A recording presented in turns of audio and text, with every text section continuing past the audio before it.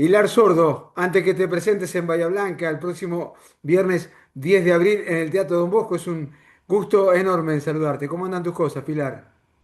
Aquí andamos desafiada como muchos para este año. Ha sido un año, ha sido un año, un inicio de año complicado. Yo digo que ya estoy para celebrar el 2027. Ha sido cansador. Creo que a la gente le están pasando un montón de cosas. Sí, Estamos todos sí, como desafiados por distintas situaciones. Y a mí que me toca como ver la panorámica como latinoamericana completa. Se hace jodido, sí, no está nada de fácil. Y feliz de volver a Bahía Blanca en otro contexto, porque la última vez que estuve con ustedes sí, sí, venían de la inundación. es verdad.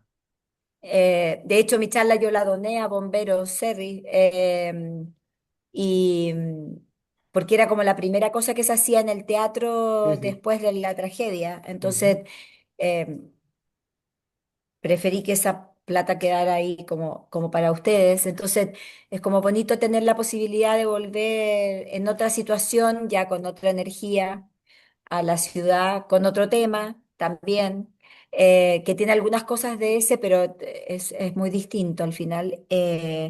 Muy contenta y agradecida de poder que el recorrido haya incluido a Bahía, porque al principio no estaba y después se metió y me encantó cuando me contaron que Bahía también estaba incluido. Un tema fabuloso porque el título es Dime cómo te hablas y te diré cuánto te quieres. Y es verdad lo que planteás porque, bueno, exponelo vos, porque estamos todo el día diciéndole cosas a nuestro cerebro y nos maltratamos constantemente, Pilar.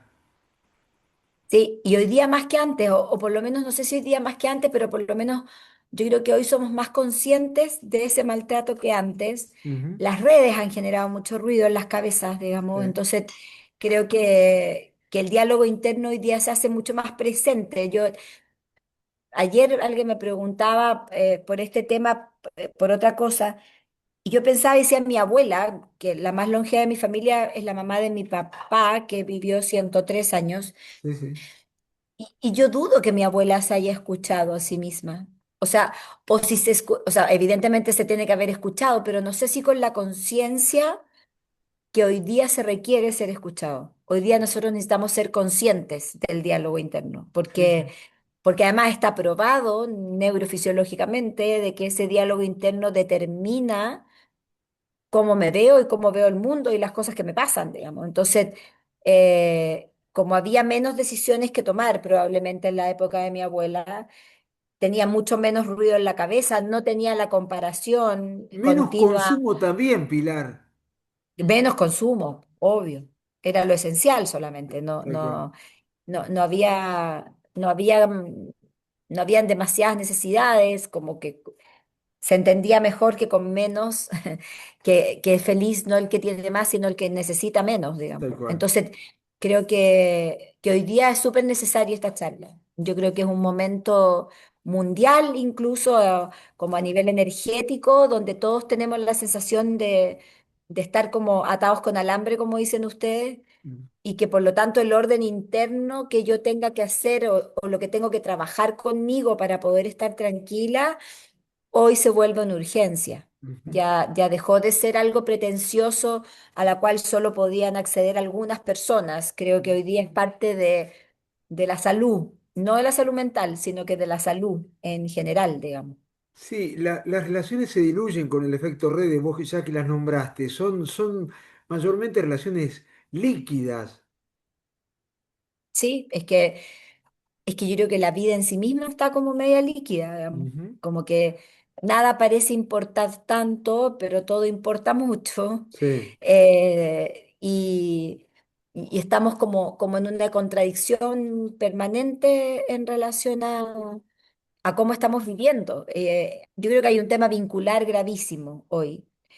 Eh, yo me pregunto constantemente en qué momento el amor se volvió tan peligroso. claro.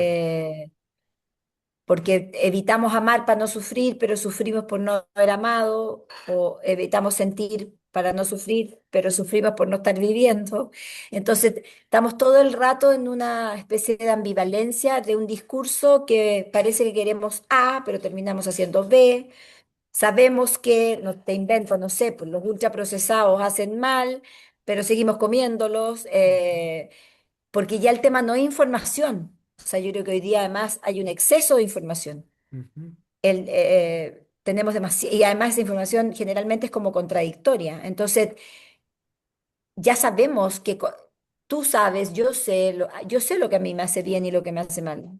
Eh, y con los años uno lo tiene cada vez más nítido y más claro, además. Ujú. Eh, pero no lo estamos ejecutando. Entonces, Sí, esa contradicción nos tiene insatisfechos, nos sí. hacemos sentir insuficientes. Entonces, si hoy día no alcancé a hacer ejercicio, me siento culpable. Sí, vos O sea, ponés ese como ejemplo siempre, me parece fantástico, que uno se siente un idiota cuando se levanta a las 7, 7:30 y ve ese tipo que ya ha corrido 12 kilómetros y vos decís, ah, bueno, algo me perdí el día. totalmente. Y Claro, esa sensación de no querer perderse nada, sí, de querer estar al tanto o informados de todo, pero tampoco profundamente, sino que solo por el titular, digamos, es tal como cual. el scroll. Yo creo que el scroll lo grafica como bien en términos de esta sensación de ver el titular y seguir. Pero aparentemente parece que estamos informados de todo, entonces ahí habría además que entender que de lo que te informas es lo que la teoría de la confirmación te permite, que es solo informarte de la gente o de las cosas que a ti te importan, donde encuentras solo, que es lo que te tira el algoritmo, donde encuentras solo gente que piensa como tú, entonces Sí, uno es brillante, digamos, porque está todo el mundo pensando lo mismo, y eso es porque tú estás gobernando el sistema para que te entregue la información que tú quieres que te entregue. Entonces, además, hay un sesgo, además, hay una sensación de no realidad, o por lo menos de no completud, porque yo no creo que las redes mientan, sí. pero sí creo que no son todo. O sea, Sí. claramente entregan parcialidades, digamos. Entonces, si yo me quedo con una parcialidad y la asumo como totalidad, estoy en el horno porque voy a empezar a emitir juicios que lo más probable es que sean falsos. Pilar, dijiste comparación e insatisfacción. Vos sabés que es constante eso, el tema de las redes sociales. Y no solamente uno tiene hijos adolescentes, uno ve adultos. Y no es por levantar ninguna bandera y porque esté frente a vos, pero trato de ser lo más medido posible con el tema del teléfono. Pero parece uno un elefante blanco, ¿viste? Porque es muy difícil. Y es Es muy así. difícil. Es muy difícil. Y vos ves, chicas, yo tengo dos hijas, aflojen un poquito y está esa insatisfacción permanente y la comparación, ¿viste? El tipo que postea, o la persona que postea que está en cualquier lugar paradisíaco. No, y todos parecen tener días mejores que las tuyas, digamos. Total. Entonces, la sensación es que todo el mundo alcanza, yo no. Todo el mundo pudo hacer lo que se supone que tenía que hacer en el día, yo no. Ujú. Todo lo hizo, todos parece que lo hicieron mejor que yo, lo cual evidentemente no es real, Sí, porque eso nos está pasando a todos. Entonces, al otro le pasa lo mismo conmigo y así sucesivamente. Entonces, creo que por eso el tema del diálogo interno adquiere tanta importancia, porque hoy día se hace consciente ese ruido. O sea, yo me encuentro pensando en que tengo una amiga que hoy día hizo ejercicio y yo no hice. claro. Yo me doy cuenta, ahora, Sí, me puedo hacer la tonta y seguir zafando y nunca tomar conciencia de eso. O puedo aprender a escucharme, que es lo que yo propongo en la charla, sí, que sí. es aprendamos a escucharnos, veamos cómo nos hablamos. Veamos si lo que nos decimos es nutritivo, positivo o estimulante para nuestra vida. Y si no es así, cambiémoslo. Aprovechemos de cambiarlo, positivicemos ese diálogo para que de una vez podamos tener una visión de mundo o una visión acerca de mi amor propio, de mí misma, y muchísimo más positiva que la que tengo hoy. ¿Por qué nos ponemos tantas mochilas, Pilar? Volvemos a tu abuela, a nuestros padres, se conformaban con menos, andaban más despacio por la vida, ahora andamos corriendo, ahora nos permitimos esta charla, pero es imposible. Si vamos a tomar un café, es imposible esta. ¿Viste? Es una locura esta a la que asistimos. Porque yo creo que estamos en un mundo de hiperproductividad Claro. que nos está matando.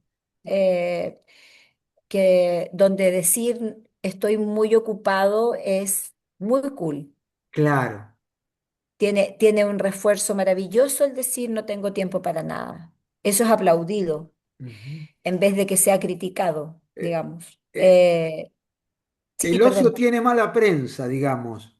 Sí, pues el descansar, el decir no voy a hacer nada. El nada, la palabra nada, es rara, es como el no sé, que yo siempre le digo a la gente joven, ustedes son una generación que no sabe decir no sé, porque como están a un Google de distancia o a un ChatGPT de distancia de cualquier información, es una generación que no dice que no sabe, es brutal. A mí me impresiona en los grupos de trabajo.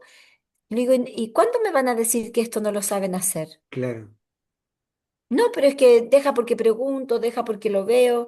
No, loca, no sabes. O sea, no sabes. Digamos, no sé.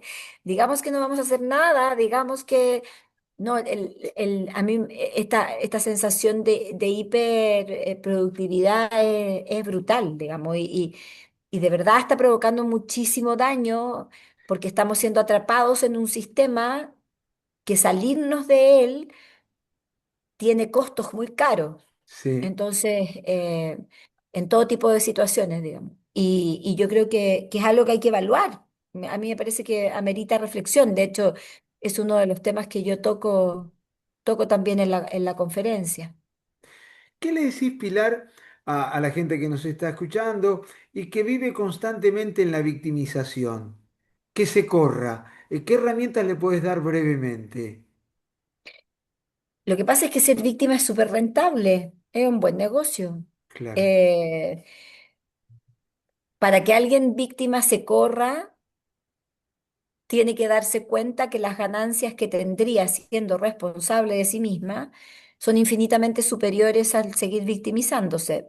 Y Ujú. eso no toda la gente que se victimiza lo ve, porque, porque la gente víctima genera una red donde sí es contenida, donde sí, donde puede cansar, puede agotar, pero tampoco te van a dejar sola, porque pobrecita, ¿cómo va a quedar sola? Entonces, es rentable al final. Yo creo que la conciencia, aumentar tus niveles de conciencia, el saber o el hacerte responsable de los procesos, es súper costoso de hacer. Claro. Eh, implica, implica tener mucho contacto con el dolor, implica ver tus sombras, y no todo el mundo está dispuesto a mirarse. Yo Es creo que más por fácil eso, victimizarse que ingresar en ese pozo tan oscuro y obvio, y decirte, Pilar, vos sabés que hace 3 meses, 6 meses, un año, me equivoqué con vos. tal cual. Es Eh, mucho más difícil eso. Por eso que yo creo que usamos tantos filtros en redes, porque el espejo es demasiado honesto. ah, es verdad. Y yo creo que ese espejo, esa honestidad que entrega el espejo, no todo el mundo está dispuesto a verlo. Es- Entonces, y eso lo digo metafóricamente en relación a todo, ¿no? Es más fácil hacerse la boluda, como dicen ustedes, sí. y no hacerse cargo. Y andar por la vida aparentemente en pro de la inocencia, Pero mi pero querida Pilar, hay algo que se llama conciencia. Y vos sabés que hay que ir a dormir con una carga, qué sé yo, al menos uno, ¿viste? A totalmente. veces yo digo, ¿cómo anda liviano, ¿viste? Y como si nada le hubiese pasado, nada hubiese hecho, Pilar, querida. Sí, es que yo creo que además uno también ve parcialidades. Yo no creo que la gente, yo creo mucho en un circuito universal de recibir lo que se dio. Ok. Y a lo mejor uno los ve y si uno hace un corte longitudinal, la vida parece injusta. Ujú. Porque si lo voy a decir en términos reduccionistas, obviamente es mucho más complejo que esto, pero parece que a los malos les va bien y a los buenos no tan bien, digamos. Sí. Y eso me parece súper reduccionista, porque yo creo que quien ha hecho daño, de alguna manera el ruido lo tiene. A no ser que sea una psicopatía, obvio, pero en una persona medianamente neurótica normal, como todos, el ruido lo tiene. Y probablemente el noble también lo tiene porque se siente boludo, digamos. Sí. Eh, el tema es que al saldo o al final de la vida, ya en la mirada longitudinal, la vida parece ser más justa de lo que suponemos que es. No solo por las cosas observables de que yo quiero que el otro pague lo que hizo o que le vaya mal porque me liquidó, no tengo idea, sino por lo que va a pasar internamente en ese ser humano a lo largo del tiempo, Esta digamos. es O una sea, yo pregunta de tu siempre amigo. sigo insistiendo que la bondad y el amor son la única respuesta, ¿no? Totalmente. Esta es una pregunta de Novarecio, que es amigo tuyo, pero vos pensás que se paga acá o hay algo más allá. No, yo creo que se paga acá, creo que hay un circuito que se cierra. Yo llevo 28 años acompañando gente a morir, entonces Ok. eh, yo siento que hay un círculo que se cierra antes de irse de aquí y Ujú. que probablemente, según lo que entiendo y he visto, hay un nivel de evolución del alma posterior a esto que también tiene su propio crecimiento, desafío. Pero creo que el circuito de lo que uno entregó lo termina de alguna manera recibiendo acá. Pilar, ¿qué aprendiste de mamá, de papá y de tu abuela, que fue entrañable, que partió a los 103? A ver, de mi mamá, su fuerza, su positivismo y sus ganas de salir adelante siempre de cualquier situación, su energía a sus 82 años es de una alegría como innata a mi mamá. Ajá. De mi papá, su capacidad de transformación. El papá que yo tengo hoy día no tuvo nada que ver con el papá con el que me crié. Ah, Mi papá creció un montón en su historia. Aprendí de él como su capacidad de reflexión. Él escribe muy bonito, es muy ah, poeta. Yo siento que toda la cosa media literaria mía tiene mucho que ver un poco con él. De mi abuela paterna, era mi espacio para ser niña. claro. eh, y que se fue ese espacio, de hecho lo dije en su despedida, en su funeral, que yéndose ella se iba el espacio que yo tenía para ser niña, para llegar y tenderme y acostarme y que me rascara la cabeza o que me estuviera esperando con unas galletas que ella hacía. De mi abuela materna, su infinita capacidad como para consentirme. Antes de que se enfermara porque falleció de Alzheimer, pero eso creo fundamentalmente. Y de mi abuelo paterno, un amigo, cómplice, divertido, maravilloso, que fue estupendo abuelo, pero no tan buen padre. Ujú. Y el abuelo materno lo perdí muy chica, tenía 1 año cuando se murió, así que no tengo muchos registros de él. Ya que hablas siempre del trabajo de la gratitud, sos de decir gracias a esta persona que sos lo que sos, una conferencista y una psicóloga de prestigio. La pregunta es, ¿cómo manejás el ego? Venís a Bahía, el Teatro Don Bosco va a estar repleto. ¿Qué te pasa cuando llegás a Ojalá. Argentina y el lugar donde vas generalmente está lleno? ¿Qué decís aparte de la gratitud? ¿Cómo llevas el ego? No soy muy consciente yo de eso. Ok, No, yo no me dejo de asombrar. ok, De hecho, el productor Pablo Zucá se ríe siempre porque cuando voy llegando al teatro y veo las filas que dan vuelta a la cuadra para sí. poder entrar, yo le digo que loco, llevo 25 años haciendo esto, más casi 30, eh, y no me deja de asombrar pensar que toda esa gente me viene a ver a mí. No, me es algo que todavía, y gracias a Dios, me encanta que sea así, no me dejo de asombrar. Y también siento que yo soy muy creyente en Dios. Ujú, Y también siento cuando veo eso que estoy cumpliendo mi propósito, que no es otra cosa que hacer lo que supongo, lo iré a evaluar cuando me muera, pero creo o entiendo que es lo que Dios quería que yo hiciera aquí, digamos, eh, e intento hacerlo. ¿Cómo la gente, me incluyo, trato de ser la mejor versión, no se da cuenta que pasamos por este mundo para ser mejores personas y de ayudar al otro, a un hermano, a un vecino, a un familiar, a un amigo?